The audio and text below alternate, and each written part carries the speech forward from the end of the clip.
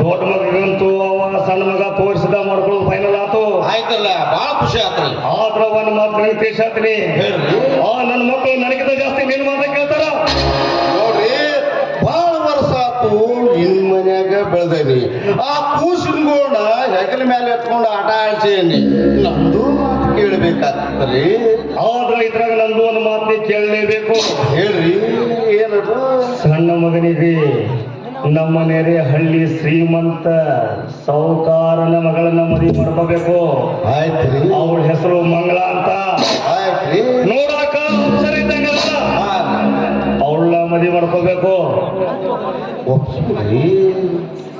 ರೂಪದಲ್ಲಿ ಈಗ ತೋರಿಸಿದಲ್ಲ, ಆಕಿಗಿಂತ ಚಂದ್ರ ಇರ್ಲಿಕ್ಕಂದ್ರ ಈ ರಾವ್ ಬಹದ್ದೂರ್ನ ಮಾತಾಡಿ ಕರಿತೀವಿ.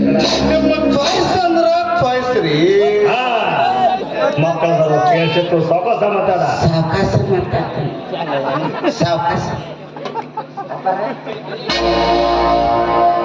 ನನ್ನ ಮುಂದೆ ಕರೆದ ರವಿನ ಹೋ ಅನ್ಸೋದೇ ಕೆಲಸ ನಿಂದ. ನಾ ಮಾಡ್ತೇನ್ರಿ. ನೀವು ಒಪ್ಸೋದು ನನ್ನ ಜವಾಬ್ದಾರಿ ಐತಿ. ಒಟ್ಟ ವಿಚಾರ ಮಾಡ್ಬೇಡ್ರಿ. ಕರೆದು ಹೇಳ್ಬಿಡು.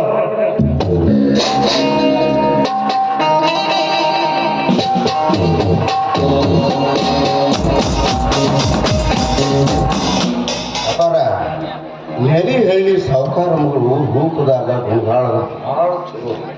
ಅದಕ್ಕ ನೀವು ಏನೈತಿ ಲಗುಟ ಒಪ್ಕೊಂಡು ಬಿಡ್ರಿ ಮದುವೆಗೆ.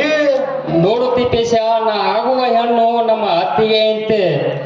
ಗುಣದಲ್ಲಿ ಒಳ್ಳೆಯವಳಿದ್ದರೆ ಸಾಕು, ನಾನು ಅವಳನ್ನೇ ಮದುವೆ ಮಾಡಿಕೊಳ್ಳುತ್ತೇನೆ. ಅಂತಾದ ನೀವು ಕನ್ಯಾ ತೆಗೆದಿವ್ರಿ. ಸಾಹುಕಾರ ಅಂತ ತೆಗದಾರ.